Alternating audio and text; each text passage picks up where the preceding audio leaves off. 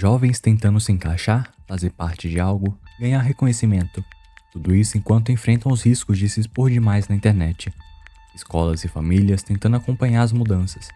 E um mercado digital que redefine, a cada clique, o que significa comunicar, influenciar e ser influenciado. O que vimos até aqui foi um pequeno recorte do presente, mas o que vem depois? Como as próximas gerações vão lidar com um mundo onde as redes sociais já não são novidade, mas fazem parte do dia a dia de todo mundo, da vida social, da política, do trabalho. E para aqueles que hoje vivem da própria imagem, qual o futuro possível? Como equilibrar a carreira, saúde mental e o que se deixa para o mundo, aquilo que fica, o impacto real, o que se constrói com o tempo. Um ambiente que muda o tempo todo, onde tudo é pra já. Neste terceiro e último episódio, o olhar se volta para o amanhã. Pesquisadores, educadores e os próprios protagonistas dessa história, os jovens que trabalham ou pensaram na possibilidade de trabalhar com a internet, refletem sobre o futuro do fenômeno dos influenciadores, os novos papéis da internet e as expectativas que já começam a moldar os caminhos das próximas gerações. Uma conversa que passa por tendências, dilemas éticos e, sobretudo, pelas escolhas que cada jovem, conectado ou não, terá de fazer ao construir sua própria trajetória. Porque, no fim, as perguntas que movem além da tela são as mesmas que desafiam as gerações que cresceram com as mudanças trazidas pela popularização da internet e que aquelas que já foram concebidas com a realidade das redes sociais, como viver, comunicar e pertencer em um mundo onde o digital e o real já não têm fronteiras tão claras.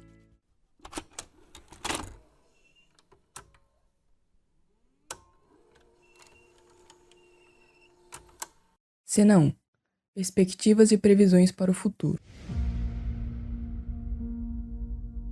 Ao longo dos episódios, escutamos histórias de quem cresceu junto com a internet. Vimos como as redes sociais transformaram hábitos, relações e até mesmo sonhos profissionais. Mas, e daqui para frente? Quais são os caminhos que se desenham para os próximos anos e quais as implicações dessa transformação contínua? O que já dá para perceber é que o papel das redes vai muito além do entretenimento.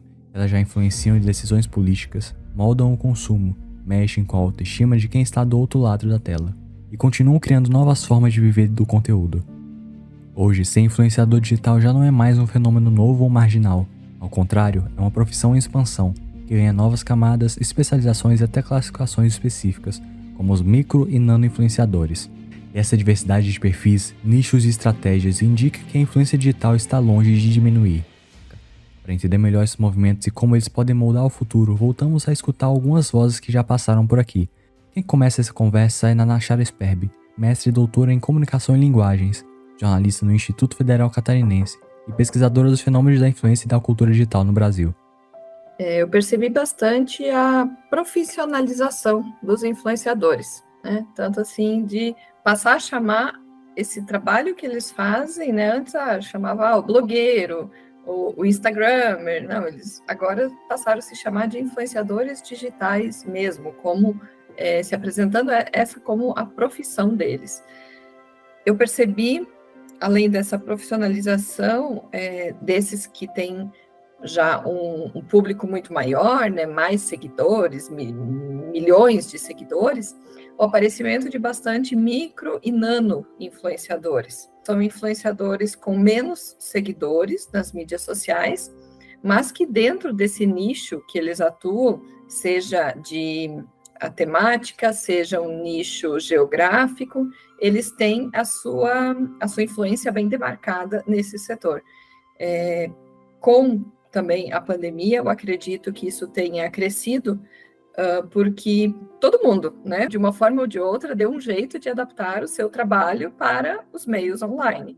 Então, se alguém que trabalhava, vou dar um exemplo, com moda, com venda de roupa, né, e fazia essa venda presencial nas lojas e passou a fazer essa venda de uma forma online, acabou, de alguma forma, também se tornando um influenciador, porque foi pegando, né, as técnicas, os trejeitos, as práticas para colocar isso no seu trabalho. Essa ampliação do mercado de criação de conteúdo na internet que nos fala Nanachara e a entrada de novos perfis no universo da influência digital revelam não apenas uma mudança de vocabulário ou de formas de se empreender, mas uma transformação mais profunda na forma como diferentes grupos se apropriam da internet como ferramenta de trabalho.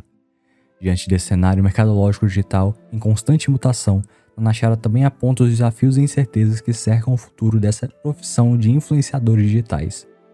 Eu acho que agora a gente está num momento bastante conturbado, bastante nebuloso, né?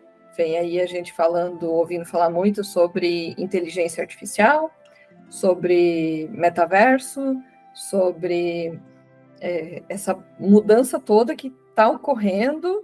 Então, com o passar do tempo, a gente vai entendendo melhor o que está acontecendo, para onde estamos indo, porque está todo mundo muito empolgado, eu acho que seria uma palavra boa, está todo mundo muito empolgado com a inteligência artificial. E até onde ela vai impactar a nossa vida comum, de pessoas comuns, até onde ela vai impactar quem trabalha com tecnologia, até onde ela vai impactar quem trabalha com mídias sociais. Então, para o futuro, tem muita inteligência artificial envolvida, mas eu acho que ainda não dá para a gente bater o martelo. É isso ou é aquilo. Essa paisagem estável do ambiente digital, marcada por avanços tecnológicos velozes e promessas de fama e sucesso ainda indefinidas, não afeta apenas o mercado, mas também a forma como ele é imaginado por quem deseja entrar nele. O discurso criado por influenciadores já consolidados e pelas próprias empresas responsáveis pelas plataformas do sucesso instantâneo constrói nos jovens expectativas pouco realistas. E nesse contexto, muitos aspirantes a influenciadores acabam confundindo visibilidade com estabilidade, ou alcance com realização. Bom, um desafio que eu vejo é os jovens acreditarem muito no sucesso fácil. Eles veem alguns exemplos de pessoas que se deram muito bem, e esse se dar muito bem no sentido financeiramente e de fama também. Então, assim, existem alguns exemplos de pessoas que se deram muito bem, e isso acaba influenciando alguns jovens a acreditar num sucesso fácil. Só que o sucesso fácil, uma conta bancária recheada ali em poucas semanas, em poucos meses, é uma exceção, não é algo que acontece para todo mundo todos os dias, né? Geralmente o sucesso ele vem acompanhado de muito trabalho, de trabalho duro, de trabalho focado, e também alguns influenciadores eles já carregam consigo uma história, um sobrenome, uma família influente, algum trabalho que eles fizeram que gerou essa influência, e isso acaba dando já um certo know-how para eles. A crença no sucesso imediato, embora sedutora, não prepara os jovens para os bastidores da realidade digital, onde constância, planejamento e estratégia aplicados ao trabalho são indispensáveis. Nesse cenário, o desafio não é apenas manter-se relevante, mas também compreender o ecossistema em que se está inserido. Para isso, duas frentes ganham destaque: a educação para o uso consciente das redes e a preparação financeira para lidar com os riscos e oportunidades dessa nova economia. Duas coisas que eu vejo muito importantes e bem diferentes. Uma é boas práticas em mídias sociais, outra é educação financeira. Tanto para que as pessoas entendam o que elas estão vendo na influência digital, que é basicamente propaganda de coisas para que elas comprem, e também do ponto de vista de quem quer se tornar um influenciador digital. É importante que ele tenha uma educação financeira para saber até onde ele pode investir nessa carreira, quanto da questão das boas práticas, especialmente voltado aos usuários. Saber o que postar, saber os pais, né, os adultos responsáveis. Não vamos falar em pais porque as famílias, né, os grupos familiares hoje são muito diversos. Então, assim, os adultos responsáveis pelas pessoas mais jovens, né, pelas crianças, pelos adolescentes. É importante que eles tenham uma alfabetização digital para poderem supervisionar o uso que as crianças e os adolescentes fazem dos seus perfis nas mídias sociais. Porque o jovem, ele é muito esperto, né? O usuário da internet, ele é muito esperto. Eu tenho visto muitos adolescentes tendo mais de um perfil na mesma rede, um perfil que eles apresentam para os pais, para os professores, e outro perfil que é fechado, que é só para os colegas, para os amigos mais próximos, né, para os seus relacionamentos. Então, a pessoa responsável por essa pessoa mais jovem ter uma alfabetização digital é muito relevante para a segurança desses usuários. E aí a gente vai pensar ali em o que estão publicando, com quem estão conversando, que tipo de dados estão expondo, que tipo de informações privadas estão expondo. Entre expectativas e realidade, a profissionalização nas redes exige mais do que carisma ou visibilidade. Pede preparo, consciência, crítica e responsabilidade. À medida que o ambiente digital se consolida como espaço de trabalho, convivência e formação, cresce também a necessidade de educar-se para ele.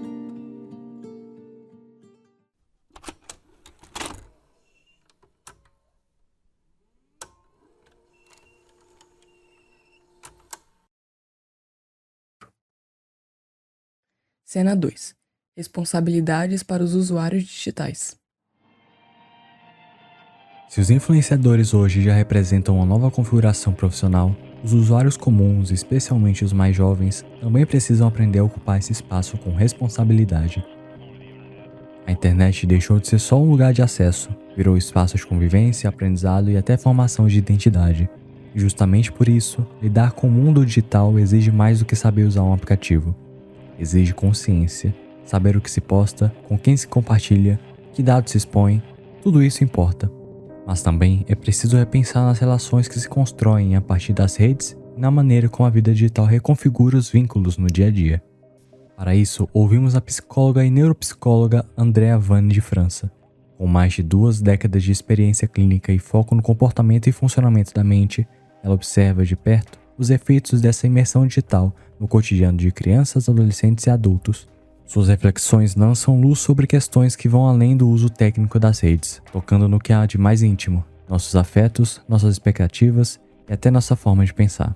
Eu sou Andrea Vane de França, sou psicóloga, sou formada há 23 anos, também sou neuropsicóloga, tenho especialização tanto no desenvolvimento infantil quanto em psicologia clínica, né, para adolescentes e adultos, mas eu sou neuropsicóloga, então eu trabalho bastante com essa coisa do comportamento, do funcionamento da mente, né, então é mais ou menos isso. Também sou psicopedagoga, então acho que minha grande paixão é mesmo o comportamento humano. Nesse novo cenário social em que vivemos, onde a linha entre vida online e offline é cada vez mais tênue, surgem também outros desafios, não apenas ligados à carreira ou visibilidade, mas à maneira como nos relacionamos, construímos vínculos e interpretamos o mundo ao nosso redor. A rotina digital interfere até nos momentos mais íntimos, jantares em família, com celulares à mesa, amizade e relacionamentos mediados por curtidas e a busca constante por respostas imediatas, quase sempre no Google. O tempo para pensar, sentir e se conectar de verdade vai sendo trocado por estímulos rápidos. Pode afetar desde o desenvolvimento das crianças até a saúde mental dos adultos. O alerta de Andrea França aponta para algo essencial. É preciso reaprender a lidar com o tempo, com os vínculos e com os próprios limites. Porque, se a internet pode ser um espaço de crescimento e descoberta, ela também pode reforçar padrões de comparação, ansiedade e solidão, especialmente quando substitui o encontro pela curtida, ou o diálogo pela notificação. Acho que as pessoas já procuram respostas prontas, então tanto as crianças quanto os adolescentes, nós adultos ainda aprendemos ainda a pesquisar um pouco mais, tudo, mas já está enraizado nas crianças e nos adolescentes a coisa de pesquisar algo pronto, né? Então, o Google hoje é tudo mesmo, né? Então, se você vai falar para uma criança, pesquisa uma palavra no dicionário, isso não existe mais. A criança já vai direto para um Google, para um navegador, enfim. Então, eu acho que e nas dinâmicas familiares, no geral, eu acho que as relações estão menos pessoais e estão mais digitais, cada vez mais. Então, é comum você ver que o celular está presente em todas as relações. Então, desde você tá lá conversando com a família e tá num almoço de família, o celular está presente, e mesmo o controle, né? Eu acho que os pais controlam ou conversam com os filhos via rede, via WhatsApp, os relacionamentos afetivos entre as pessoas, em termos de relacionamento mesmo afetivo, você vê que aumentou demais o Tinder, Instagram, TikTok. Então hoje as relações estão muito permeadas e muitas pessoas avaliam essa qualidade da relação pelas redes sociais. Então, fulano não me ama porque ele não curtiu minha foto, fulano tá bravo comigo porque parou de me seguir. Então você vê que hoje em dia as relações estão intimamente permeadas pela internet, pelas redes sociais. Então você sabe o que as pessoas gostam ou não gostam pelas redes sociais. Essa busca por respostas instantâneas e validações rápidas, mediadas por telas e cliques, vai além do campo afetivo. Ela impacta também o modo como pensamos, aprendemos e lidamos com a frustração. Para Andrea França, o reflexo disso aparece cada vez mais nos consultórios e nas relações cotidianas mais comuns, onde a urgência digital entra em conflito com o tempo real da vida. Então eu acho que isso tem comprometido tanto as relações afetivas, quanto mesmo essa parte intelectual, de fazer a pessoa pensar, procurar, raciocinar. Então as pessoas já vão atrás de respostas sem tentar pesquisar, sem tentar pensar. Então eu acho que isso causa uma ansiedade também muito grande, porque você quer respostas imediatas e muitas vezes isso não existe, né? Outra coisa também aumenta o uso da tela em excesso, também modifica o funcionamento cerebral. Hoje a gente sabe que o uso excessivo de tela, pela própria luz, pelo próprio mecanismo dele, ele faz com que o nosso cérebro trabalhe de forma diferente do que usualmente. Então, o cérebro fica mais acelerado, com isso aumenta mais dispersão. Acho que as crianças, né, e adolescentes hoje acham tudo muito chato quando não é virtual. Então, sei lá, uma aula escrita na lousa se tornou uma coisa extremamente chata porque não tem o tanto de estímulos que uma tela tem. A ansiedade por respostas rápidas, segundo ela, também afeta a formação de pensamento crítico e a noção de tempo necessária para amadurecer ideias e emoções. E esse impacto do imediato não se restringe ao presente, ele projeta consequências para o futuro. Isso é ainda mais preocupante quando falamos da exposição de crianças e adolescentes nas redes sociais, muitas vezes incentivada pelos próprios adultos, sem o devido entendimento sobre os efeitos de longo prazo. Essa exposição começa cedo, desde bebês com perfis próprios em plataformas, passando por crianças inseridas como personagens em canais de família no YouTube, até adolescentes que viralizam dançando músicas com letras explícitas no TikTok. E o mais grave, quase sempre sem consentimento real e sem maturidade para entender as implicações. Além disso, o tempo de tela em geral, não só nas redes sociais, cresceu exponencialmente. Crianças passam horas no celular, no tablet ou no computador, com acesso a infinidade de conteúdos, nem todos adequados e nem sempre supervisionados. Será que no futuro essa criança vai querer essa exposição que ela teve mesmo? Né? Tanto que hoje, quando você conversa com artistas estilo Sandy Júnior, Simone, do Balão Mágico, crianças que cresceram, elas não gostam, tanto que a maioria não expõe os filhos, né? Porque sabe as consequências ruins disso, né? De não ter uma vida privada. A exposição precoce, muitas vezes romantizada nas redes, como no caso de perfis como os de Virgínia Fonseca, Sammy Lee e outros influenciadores que compartilham suas rotinas diárias e acabam por expor seus filhos para milhões de seguidores, revela lacunas importantes na forma como adultos compreendem e administram o papel da internet na vida das crianças. Para Andrea França, essa mediação não é uma tarefa intuitiva, mas uma responsabilidade dos responsáveis que exige orientação, escuta e preparo. Afinal, são os adultos os principais guardiões do que chega e de como chega até os mais novos. Eu acho que a gente, para atingir as crianças, a gente precisa primeiro atingir os adultos, porque são eles que vão ter que colocar os limites, porque eles de fato não sabem o limite disso e normal não saberem, né? Então, eu acho que quem tem que observar o conteúdo, o que a criança está vendo, como está vendo e orientar, então, são os pais. Então, acho que a gente tem que atingir principalmente os adultos, explicar que uma criança não tem maturidade, por exemplo, para ver um vídeo que envolva conteúdos, por exemplo, sexuais. Ele não vai ter maturidade para lidar com essa informação. Ou o que significa determinada música. Então as musiquinhas do TikTok. Então, se a gente vê crianças dançando e cantando música com teor sexual e elas não têm ideia do que elas estão fazendo. Essa vigilância ativa, porém, não deve ser confundida com controle absoluto. Como lembra Andrea França, mesmo os pais mais atentos podem ser surpreendidos, especialmente quando os riscos se disfarçam de entretenimento inocente. A chave está menos em vigiar o tempo todo e mais em preparar os filhos para reconhecer situações de perigo e saber o que fazer diante delas. Mas uma criança, a gente precisa sim, de uma forma educada, de uma forma respeitosa, mas a gente precisa sim observar, porque a criança não tem ideia do que é um pedófilo, por exemplo, né? Já aconteceu um exemplo pessoal do meu filho tá brincando de Minecraft, entrar uma pessoa online e pedir fotos para ele. Ele estava brincando um jogo totalmente controlado dentro da faixa etária dele. E aí, como ele tem a orientação, ele chegou: mãe, tem uma pessoa pedindo foto minha, posso mandar? Não. E fez toda a explicação. Então, muitas vezes, isso pode acontecer debaixo do nosso nariz. Então, às vezes, não é porque o pai é ausente, o pai é relapso. É porque a gente, de fato, não tem controle.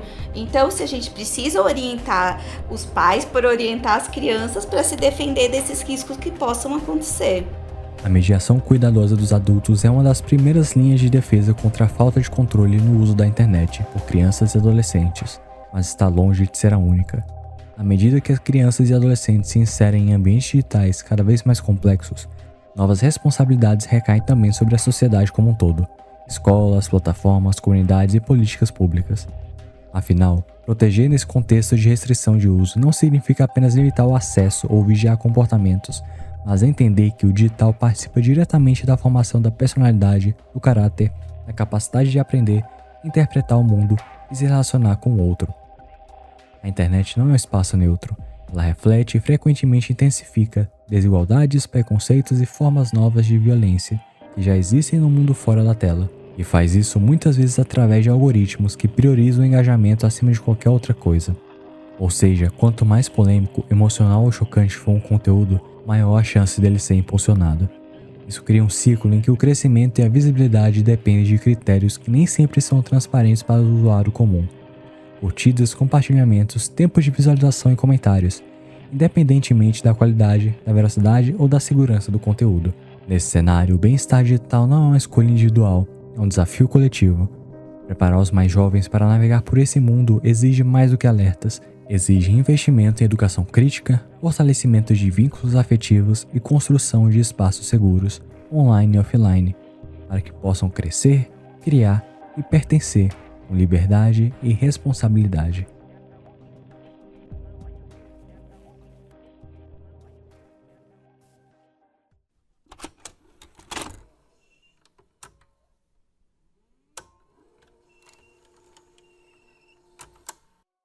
Cena 3. Papel da sociedade. Nos últimos anos, casos de desafios perigosos, troca de imagens pornográficas entre menores, discurso de ódio e exposição extrema de crianças e adolescentes viralizaram com uma rapidez impensável em tempos pré-digitais. São comportamentos que sempre existiram em alguma medida, mas que ganharam força e escala em ambientes digitais, muitas vezes sem mediação, sem contexto e sem limites claros. Esses episódios não surgem do nada. Eles se inserem em um cenário mais amplo, em que os riscos do mundo físico se estendem ao online, agora potencializados por algoritmos que premiam a polêmica, o engajamento e o choque. E o mais preocupante, isso tudo ocorre sob o olhar ainda despreparado de boa parte das famílias, instituições e governos. É nesse ponto que entra o trabalho de pesquisadores como Tiago Coutinho, que há anos se dedicam a entender como essas dinâmicas se formam, se espalham e principalmente como podem ser enfrentadas. Bom, meu nome é Thiago Coutinho, eu sou antropólogo, fiz pós-graduação, mestrado e doutorado em antropologia e desde 2016 eu venho estudando esse ambiente digital com uma pesquisa que eu fiz na Fiocruz sobre a circulação das informações que circulam nas redes sociais sobre a Ritalina. E aí, a partir daí, eu me envolvi em diversos projetos relacionados aos ambientes digitais. E no ano de 2020, eu entrei num projeto chamado Internet, Espaço de Disseminação e Enfrentamento de Violência contra Crianças e Adolescentes, que visa estudar, entender essas novas violências que estão sendo feitas contra adolescentes e jovens na internet. As redes, como observa o antropólogo Thiago Coutinho, não inventaram certos comportamentos, mas os ampliaram em escala e velocidade. Antigas dinâmicas de grupo, que antes se limitavam ao pátio da escola ou à rua do bairro, hoje percorrem o mundo em segundos, acumulando curtidas, comentários e riscos. Na lógica do entretenimento digital, atos perigosos podem se transformar em performances virais. O que antes era pontual e restrito a poucos espectadores, agora ganha palco global e incentivo do algoritmo. Nessa arena, o reconhecimento vem rápido e os limites muitas vezes desaparecem. É nesse contexto que a proteção de crianças e adolescentes deixa de ser apenas uma pauta familiar e se torna uma urgência pública que exige ação conjunta e responsabilidade compartilhada. Então, vou usar como exemplo as brincadeiras perigosas que estão disponíveis no YouTube. Na verdade, são brincadeiras que sempre existiu no universo da criança, no universo do adolescente, né? Como, por exemplo, duvido você tocar aquela campainha e sair correndo, duvido você ir lá tocar e depois vir embora. E essas brincadeiras agora passam a vir no YouTube. E no momento em que você fala para uma pessoa, duvido você ficar sem respirar durante 15 segundos, duvido você ingerir uma quantidade X de bebida alcoólica, hoje em dia essa informação ela é divulgada muito rápido para cada vez mais pessoas, e quanto mais perigoso o desafio se torna, maior chance de propagação desse desafio e maior view, maior like vai ter aquele vídeo.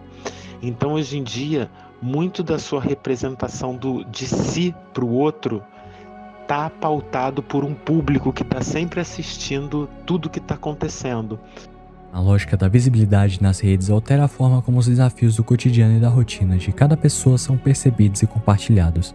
O que antes circulava de forma restrita, hoje se espalha em poucos segundos, impulsionado pela gravidade de determinadas situações e pela busca por audiência. É nesse ambiente acelerado que as referências do que é aceitável consumir de conteúdo mudam. Os comportamentos se moldam a partir de exemplos ruins e os limites do aceitável muitas vezes se distorcem. Se antigamente você tinha, por exemplo, troca de cartas, se antigamente você tinha aquele formato de música que é o formato do vinil, que você precisava ir até algum lugar para depositar, para escutar aquele vinil, para depositar aquela carta, hoje em dia é tudo mais rápido.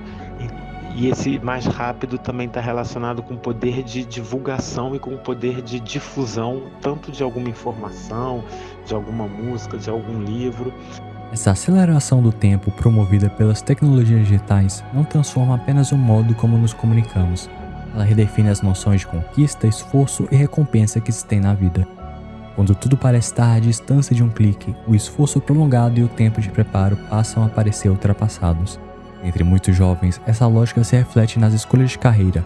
Profissões que exigem estudo longo, prática constante e retorno demorado são comparadas muitas vezes de forma injusta a alternativas que prometem visibilidade e retorno rápido, como a carreira de influenciador digital. E mesmo que essa promessa nem sempre se cumpra, ela exerce um poder simbólico muito forte, porque está alinhada à lógica dominante da rede, a da velocidade, da exposição e do agora. Eu acho que uma grande mudança desses aparatos digitais foi a velocidade com que as coisas acontecem, que é uma maneira muito mais rápida. Bom, eu acho que a velocidade influencia demais, porque hoje em dia uma graduação dura 4 anos, por exemplo, de medicina são 6 anos mais a residência, então quer dizer que é muito tempo. Então, hoje os jovens querem tudo muito na hora por causa das redes sociais. Então, não é à toa que todo mundo escolhe ser um youtuber ou um influenciador digital, independente do conteúdo que aquela pessoa gere, se vai ser um conteúdo de qualidade ou não de qualidade. É uma profissão que vai dar retornos imediatos, no sentido, o público já está lá. Você não precisaria estudar, você não precisaria gastar um tempo naquela profissão. Então acaba sendo uma opção mais rápida e uma opção onde você não precisa de um tipo de preparo prévio para isso. A velocidade, que antes era atributo da informação, agora molda também os desejos e os projetos de vida. Quando tudo parece imediato, o tempo da formação, lento, progressivo, muitas vezes frustrante, começa a perder valor. É nesse cenário que carreiras digitais ganham espaço, não apenas pela visibilidade ou pela promessa de sucesso, mas porque se alinham à lógica onde o agora sempre parece mais urgente do que o depois. Mas o impacto dessa aceleração vai além das escolhas profissionais. Ele atravessa vínculos, relações familiares, expectativas afetivas e chega até a forma como as pessoas constroem sua identidade e, enfim, se veem na vida. A tecnologia, ao mesmo tempo que amplia a comunicação, redesenha os contornos do público e do privado, do íntimo e do social. Quem acompanha de perto essas transformações é a psicóloga e psicanalista Marcela Reich Mallard, formada pela PUC de Goiás e com mais de 30 anos de atuação clínica. Sua trajetória teve início com a clínica da infância e, ao longo dos anos, passou a abarcar também adolescentes e adultos. Mestre em psicologia, terapeuta em estimulação precoce e estudiosa das questões do contemporâneo, Marcela se dedica a compreender como as mudanças da era digital comparecem na clínica psicanalítica e como afetam em especial crianças e jovens em formação. A forma da gente construir laço social mudou fortemente. Então, os espaços público e privado eram muito bem delimitados. O que era estar em casa e sair para a rua era uma fronteira muito melhor estabelecida naquela ocasião do que depois. Hoje, isso vai tendo se não uma inversão, uma sobreposição, onde a gente não sabe mais muito especificar o que é da ordem do explicitável, do que pode ser divulgado e o que não deve ser divulgado. Isso incide, eu diria que esse ponto, o laço social, o público e o privado, o espaço do trabalho e o espaço doméstico, isso muda também. O tempo, a relação das pessoas com a temporalidade mudou com o advento do acesso às tecnologias, porque houve um momento em que a experiência do sujeito contava muito e a narrativa dele construía muito das sessões. Hoje, o paciente chega numa perspectiva muito de ser dito pelo outro. Não que naquela ocasião isso não fosse importante, mas eu penso que tem alguma coisa da tecnologia que promoveu uma certa inflação narcísica. A gente está lidando excessivamente com o eu. As fronteiras entre o íntimo e o público se embaralham, e com elas também se transforma a forma como lidamos com o tempo. No cotidiano acelerado das redes, tudo se mostra e tudo passa rápido. A própria construção do eu, ou seja, a ideia que a gente faz de quem somos, passa cada vez mais pelo olhar do outro. Na psicologia, essa construção da identidade costuma estar ligada a experiências vividas com profundidade, tempo e reflexão. Mas o ambiente digital muitas vezes favorece o contrário, vivências curtas, fragmentadas, com foco mais na aparência do que no significado. Essa lógica afeta até a maneira como buscamos ajuda ou autocuidado. O que antes era um processo lento de escuta e transformação, hoje muitas vezes é encarado com a mesma urgência dos aplicativos, como se fosse possível resolver algo interno com a mesma rapidez que se responde a uma mensagem ou se pôr um vídeo no TikTok. Marcela Mallard observa isso de perto no consultório. Para ela, a lógica das redes está mudando até a forma como as pessoas chegam à terapia.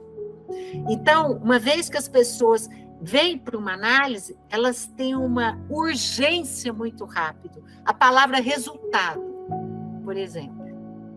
Quero resultado. Isso não comparecia na velocidade que comparece hoje. Então, por exemplo, as pessoas elas têm vivências, mas elas não têm tempo de experimentar a experiência. Elas têm vivências. E amanhã é outra vivência, amanhã é outra vivência. É como se fosse quase aquele negocinho do TikTok que a gente vai subir na tela. E isso está tirando um pouco da possibilidade das pessoas viverem com a possibilidade de ter experiência. Experiência precisa de tempo. Precisa de uma extensão temporal. E as pessoas estão perdendo a tolerância para esperar. Essa aceleração da vida psíquica, marcada pela urgência e pela fragmentação, não afeta apenas os adultos. Desde muito cedo, crianças também são atravessadas por essa lógica de estímulo constante. Vídeos curtos, luzes, sons, recompensas imediatas, muitas vezes sem mediação adequada. Essa mediação envolve a presença ativa de adultos, pais responsáveis, educadores, que observam, filtram, explicam e colocam limites no tipo de conteúdo acessado, no tempo de exposição e no modo como a criança interage com as telas. Quando essa mediação falha ou simplesmente não acontece, o que se perde não é só tempo longe da tela, mas tempo de convivência, de escuta, de desenvolvimento da linguagem, da imaginação e do vínculo afetivo com o outro. E os impactos disso não se restringem ao comportamento visível, eles se manifestam no corpo, na mente e nas relações. Problemas na fala, dificuldade de concentração, agitação constante, dificuldade de brincar ou se conectar com outras crianças. Tudo isso pode ser consequência direta de uma infância mediada mais por algoritmos do que por afeto e presença. A incidência de crianças muito pequenas, com sérios problemas no desenvolvimento, na aquisição da linguagem, na capacidade de construir laço social. Eu estou dizendo crianças de 2 anos de idade. Estou dizendo crianças de 3 anos de idade. A incidência de questões psicopatológicas nessa idade aumentou muito em função da exposição às telas. Então, essa epidemia diagnóstica, quer dizer, nós temos 2 epidemias ali. Nós temos primeiro uma epidemia diagnóstica, por exemplo, de autismo. Hoje tudo é autismo. Mas, paralelo a isso, existe, de fato, questões de atraso na aquisição da linguagem, por exemplo, dificuldade no laço social, pela exposição excessiva às telas. O aumento de diagnósticos de transtornos em crianças pequenas, como autismo, TDAH, atraso no desenvolvimento da linguagem ou dificuldades de socialização, muitas vezes vem acompanhado de um sentimento de urgência e desamparo por parte das famílias. Mas, em muitos casos, o que se percebe no consultório não é apenas a criança em sofrimento, e sim pais responsáveis que já chegam com um diagnóstico pronto, muitas vezes colhido na internet ou por relatos de terceiros, mas sem o acompanhamento necessário para entender o que aquilo realmente significa. Como explica a psicóloga Marcela, é nesse espaço de escuta e compreensão que o trabalho clínico tenta reconstruir o vínculo, começando por devolver aos pais a possibilidade de enxergar seus filhos como pessoas únicas, com sua própria história, personalidade e maneira de ser no mundo. Não como reflexo das redes, nem como diagnósticos ambulantes, mas como crianças reais, vivas e em processo. Um outro dado importante, quando você está falando do feedback dos pais, então, eles chegam advertidos de que algo não vai bem, mas muitos chegam já com o diagnóstico fechado na primeira infância, o que é problemático. A primeira coisa que a gente faz no atendimento, quando a gente atende crianças, adolescente é um tanto diferente, tá? Mas quando a gente atende crianças, e em especial crianças pequenas, é poder retribuir aos pais um olhar de autoridade, de saber sobre o filho. É uma das primeiras coisas que a gente faz. Tá, mas o que você pensa?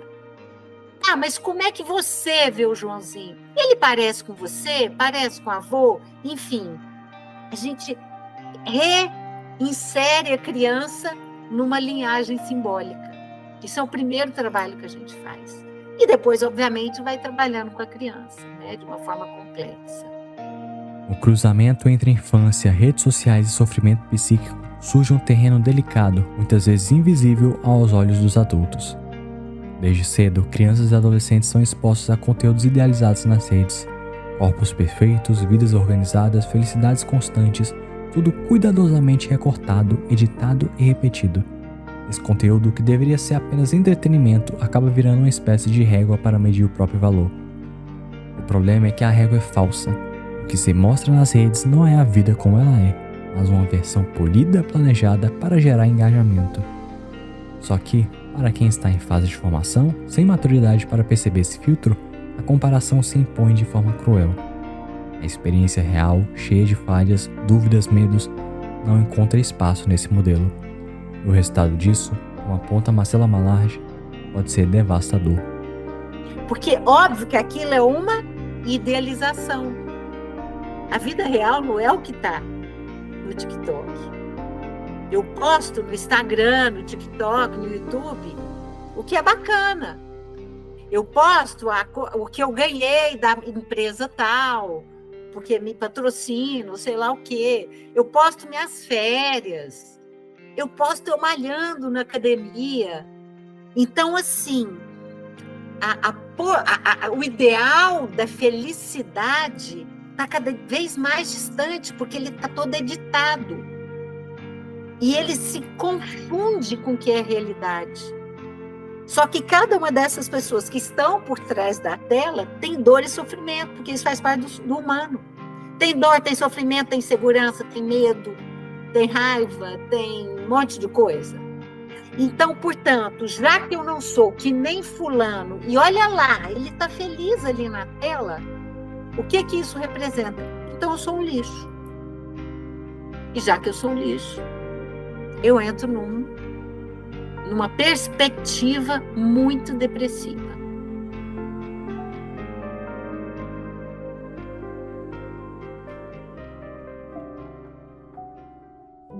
A infância e a adolescência atravessam um tempo de exposição permanente. Crescer diante de telas significa muitas vezes crescer diante do olhar do outro e também do próprio julgamento. O mundo digital, com sua velocidade e estética sedutora, não oferece tempo nem espaço para hesitar, errar ou simplesmente ser.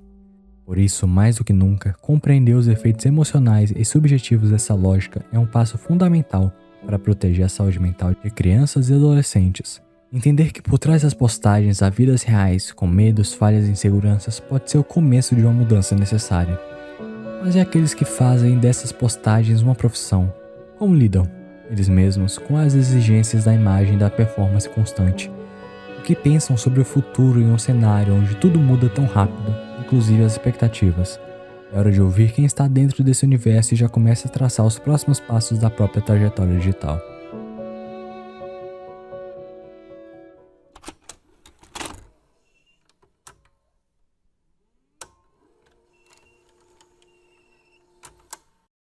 Cena 4. Carreira, futuro e legado. Me chamo Natália de Queiroz Melo. Tenho 26 anos. Eu sou advogada, tá? Formada em Direito, pós-graduada em Direito Penal e Criminologia e também sou estudante de jornalismo. Tudo isso no Uniceub. E, bem, durante essa trajetória, dentro da pandemia, na verdade, que foi a época que eu me formei no Direito, eu comecei a trabalhar com as redes sociais, no geral, Instagram principalmente. E desde então eu comecei a usar o Instagram de forma bastante profissional, mas também voltado para um conteúdo mais dinâmico, que fizesse tanto essa prospecção de clientes, né, trabalhasse tanto esse lado profissional, quanto também o meu lado pessoal, que é mais voltado para o artístico. Para Natália Melo, como para tantos outros jovens profissionais, a internet não surgiu apenas como distração ou passatempo, mas como extensão de suas ambições e identidades. O digital se entrelaça ao percurso acadêmico, às escolhas de carreira e às formas de comunicar quem se é. Mas nesse cruzamento entre o pessoal e o profissional também emergem tensões. O que pode ser visto, o que deve ser silenciado. Quando o julgamento externo entra em cena, até o conteúdo mais cuidadoso passa a ser repensado. Infelizmente, eu me deparei com um conflito pessoal e profissional há pouco mais de um ano, e essa é uma situação bem específica, assim, pessoal, que eu estava no trabalho, fui chamada a atenção pelo meu chefe, dizendo que talvez eu estivesse me expondo demais por estar produzindo conteúdo. Só que eu sou uma pessoa comedida, eu tenho duas profissões muito, muito interessantes, assim, né? Eu sou advogada e jornalista, então eu sou uma pessoa muito polida na minha comunicação. Eu não posto nada que possa me expor demais. E quando chamaram essa atenção, eu sentei ali e avaliei, será que eu tô fazendo alguma coisa de errado? Será que eu tô me expondo demais? Mostrando muito da minha rotina? Será que eu tô fazendo alguma coisa de errado? E eu diria para você, assim, sinceramente, respondendo até esse questionamento que já me foi feito, eu não acho que eu me exponha demais. Sinceramente, pensando assim, eu acho que eu nunca expus demais. Então, eu nunca entrei nesse conflito de forma espontânea. Me provocaram para que eu tivesse esse conflito. A experiência de Natália revela um dilema comum entre os que se movimentam nesse território híbrido das redes, onde a vida pessoal e profissional se misturam. De um lado, a possibilidade de mostrar talentos, ideias, rotinas e construir autoridade. Do outro, o julgamento rápido de quem vê apenas a superfície e não reconhece a estratégia, o cuidado ou o trabalho por trás daquela presença constante. Quando falamos em comunicação leve, não estamos falando de conteúdo raso. Muito pelo contrário. Ser compreensível, acessível e próximo exige sensibilidade, clareza e uma escuta atenta do público. Existe profundidade no conteúdo que se propõe a educar, informar ou inspirar em poucos segundos. Isso nem sempre é reconhecido por quem ainda associa a internet a algo menor, passageiro ou trivial. Para quem se coloca nesse espaço, a cobrança por provar seu valor se torna constante. E mesmo com formação, responsabilidade e propósito, o influenciador ainda precisa reafirmar repetidamente que sabe o que está fazendo. Infelizmente, eu sinto que quando a gente trabalha com a internet, se expõe ali um pouquinho no dia a dia, as pessoas têm a tendência, e eu falo isso muito na minha visão, tá? Eu não tenho nem estudo comprovado sobre isso, mas eu sinto que as pessoas, elas têm um olhar pra gente de duas formas. Tanto o quanto a gente é muito evoluído e tem acesso às melhores redes sociais e tá sempre antenado às novidades e tal, mas também tem muita gente, e aí eu falo até como relações pessoais mesmo, que tem a tendência a achar das pessoas que trabalham com redes sociais superficiais. Eu acho que tem esses dois olhares, e eu percebo muito disso porque tem gente que até conhecer a gente e entender melhor quem a gente tem um olhar sobre a gente muito superficial, assim, é uma imagem que eu tenho que trabalhar o tempo inteiro para que não fique essa impressão. E, bem, eu sinto que eu tenho feito isso bem também, mas eu sei que fica essa impressão para as pessoas que acompanham a gente de fora. Enquanto Natália enfrenta o desafio de reafirmar a legitimidade de sua presença online, de que seu conteúdo e produtos são relevantes, outro jovem criador trilha um caminho que une a herança familiar ao potencial das redes. Felipe Luigi tem 22 anos e atua como estilista e influenciador digital. Sua história começa cedo, ainda na infância, com a curiosidade despertada pelas costuras feitas por suas tias e com a familiaridade com as plataformas digitais, que já frequentava aos 10 anos. Hoje, Luigi é dono da própria marca, a Use Luigi, e conduz sozinho todas as etapas de sua presença online, do desenho das roupas à produção de conteúdo. Em sua trajetória, moda e internet se entrelaçam como formas de expressão e como caminhos possíveis de realização profissional. Eu cresci vendo minhas tias costurarem, elas são costureiras até hoje, inclusive uma delas foi quem fez minhas peças que foram para fora do Brasil e a outra foi quem fez as roupas do meu primeiro desfile. Então, assim, foi de onde veio minha paixão por isso. E por eu amar desenhar roupa, amar desenhos animados, amar isso tudo, foi de onde veio essa minha paixão. Então, a partir das minhas tias que veio essa paixão, desde começar a desenhar e assistir elas costurando. E eu fui aprimorando isso ao longo da vida, aprendendo a costurar, aprendendo a desenhar. E com 10 anos de idade eu entrei na internet porque eu amava o YouTube. Era uma época que não tinha ainda Instagram, a gente ainda estava na época do Orkut. E eu amava, então eu gravava vídeos que estão até hoje no YouTube, no meu canal, inclusive. E a partir daí que eu comecei a aprimorar tudo que eu faço hoje em dia, começar a aprender a editar vídeo, a editar foto. Porque hoje em dia sou eu quem faço tudo do meu Instagram, desde a gravação, edição, planejamento. A construção de uma carreira no ambiente digital, especialmente para jovens criadores como Luigi, nem sempre acontece com os recursos ideais, mas quase sempre envolve criatividade, persistência e uma boa dose de improviso. Produzir conteúdo, administrar uma marca e manter uma presença ativa nas redes exige um esforço constante, sobretudo quando os caminhos são trilhados com poucos recursos e muita vontade. Nesse cenário, Luigi transformou suas limitações, parte do processo criativo e também sua identidade, que construiu ao longo do tempo em seu perfil. era uma dificuldade bem grande ter essa estrutura para conseguir fazer um bom conteúdo. Então a gente tinha, pelo menos eu aprendi a me virar com o que eu tinha ao meu favor. A mesma coisa que até hoje em dia eu faço, assim. Por exemplo, as fotos da minha primeira coleção da minha marca foram feitas no muro da minha casa, porque o dia estava acabando e tinha que tirar as fotos porque eu tinha prometido uma data de postagem. A gente conseguiu fazer todas as fotos, ficaram incríveis. Eu mexi na edição, a gente mexeu na iluminação e tudo mais. Então essa parte do improviso eu acho que é o que a maioria das pessoas que trabalham com internet tem que conseguir desde o começo, assim. Trabalhar com o que tem ao seu favor, porque nem todo mundo tem dinheiro para comprar câmeras e coisas do tipo. Com o tempo, a prática constante diante da câmera foi moldando não só a desenvoltura de Luigi, mas também sua relação com a própria imagem.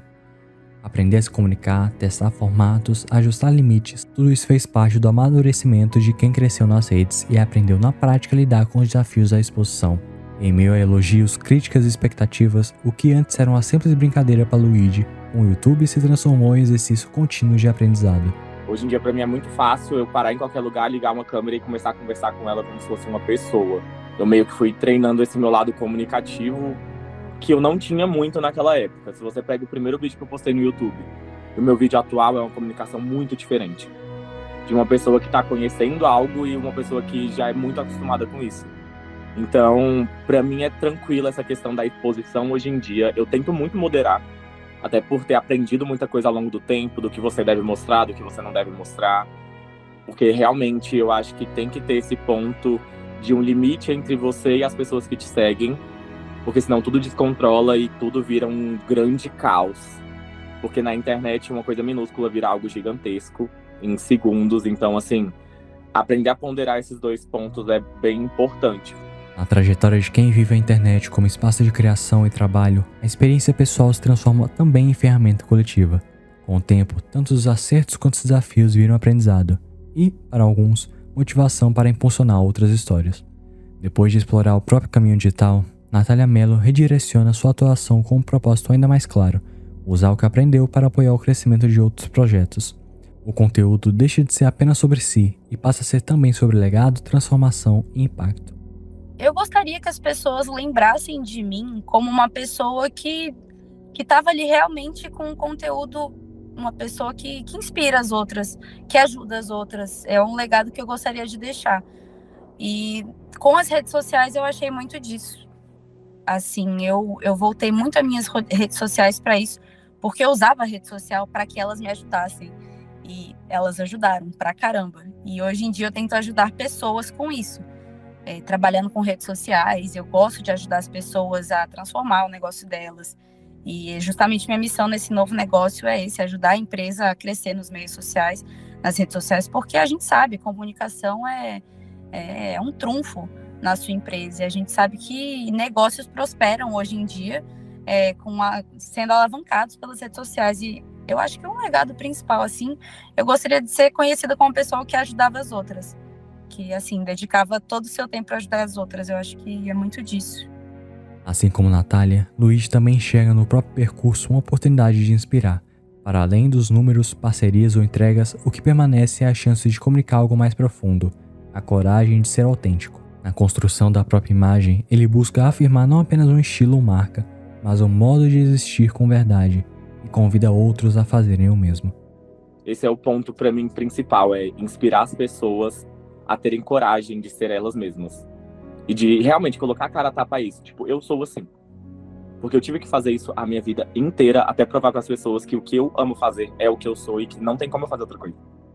Não tem como mesmo. Eu não me vejo fazendo outra coisa. Ninguém mais me vê fazendo outra coisa. É uma coisa que as pessoas têm claramente uma imagem minha na cabeça, porque é realmente o que eu sou. E, tipo, esse é o ponto, eu acho que de principal inspiração que eu quero levar para as pessoas, de que quando você acredita no que você faz, você entende o que você faz e você vê que aquilo é muito você, que você se sente incrível fazendo aquilo, você tá no lugar certo, sabe? Você tá no caminho certo e uma hora vai dar certo.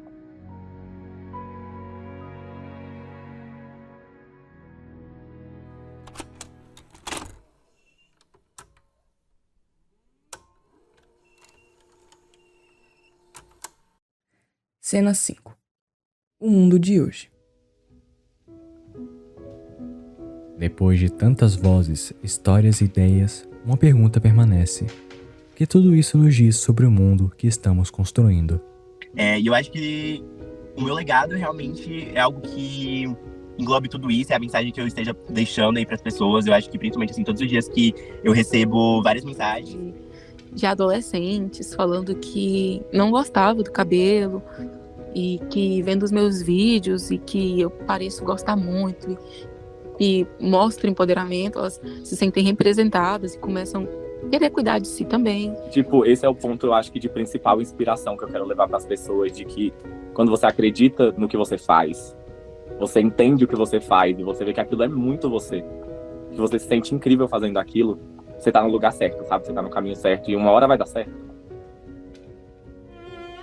Para os especialistas entrevistados nesse programa, a internet deixou de ser apenas uma ferramenta.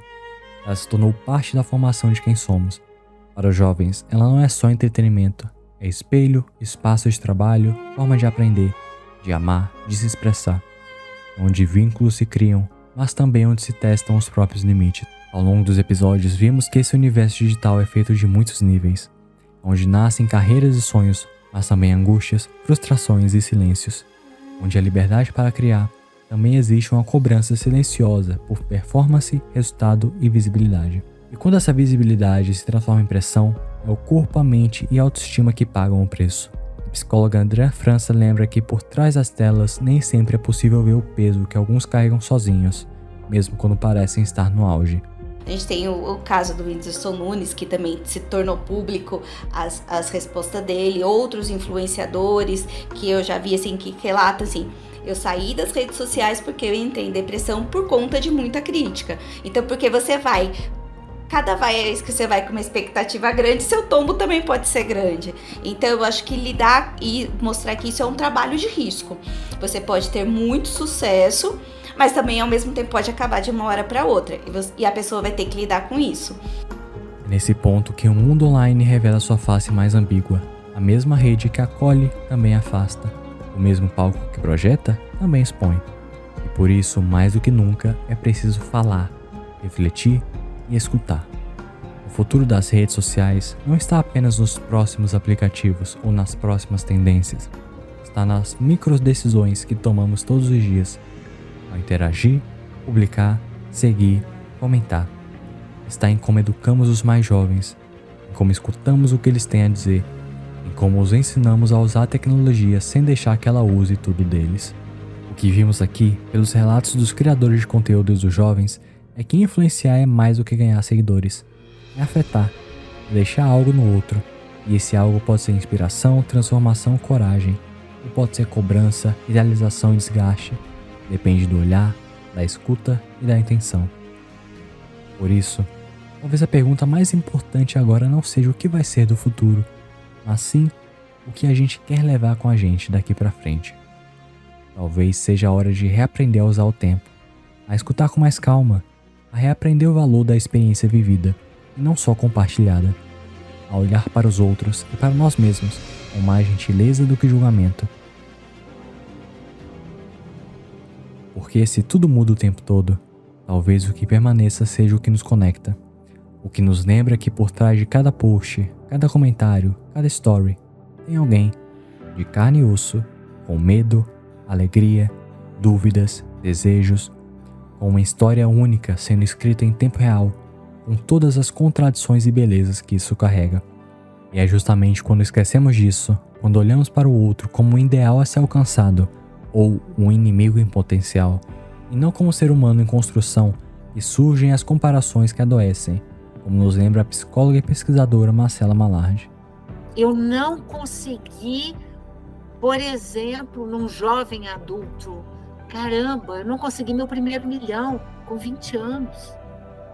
Fulano tá lá, ele investe na bolsa, ele vai no coach não sei das quantas, ele faz não sei o quê, e olha eu aqui.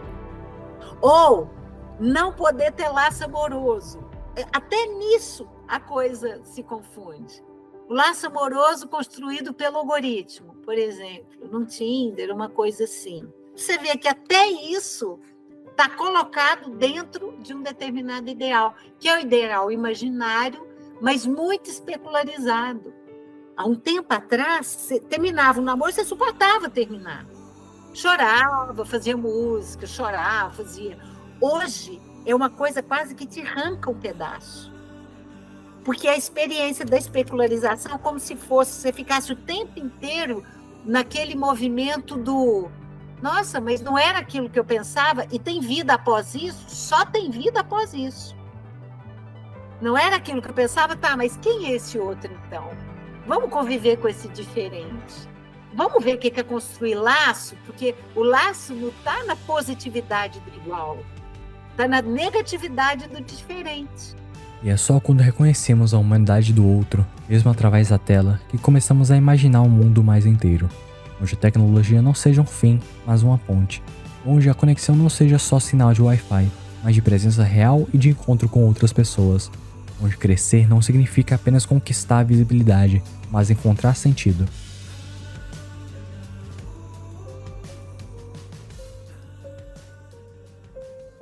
Para os psicólogos e pesquisadores entrevistados aqui, talvez esse seja o nosso desafio daqui para frente. Não sair das redes, mas aprender a habitá-las com mais presença. Buscar por trás dos filtros e algoritmos o que de fato tem faltado, o que nenhuma tecnologia consegue oferecer sozinha: vínculo, afeto, cuidado. Porque por mais digital que seja o mundo atualmente, seguimos sendo humanos. E como lembra Marcelo Malardi, nada substitui o que só afeto é capaz de construir. Nós precisamos investir. Nada substitui investimento afetivo, nada. Nem o tipo de tecnologia de Harvard, sei lá do que, nada. É mais importante que esse laço, que o olhar, que a voz, que o toque, que as contradições que podem aparecer, que os tropeços, que o joelho ralado, né? Blindar menos é uma coisa importante.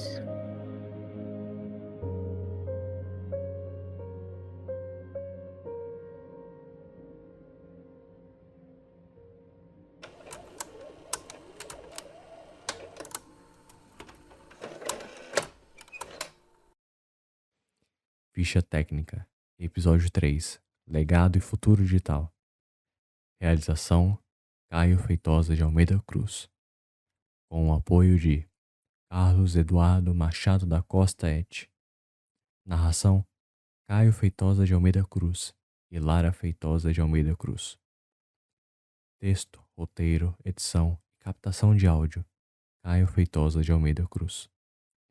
Entrevistados, Nanachara Caroline Sperbi, Andréa França, Tiago Coutinho, Marcela Malardi, Natália Mello, Felipe Luigi.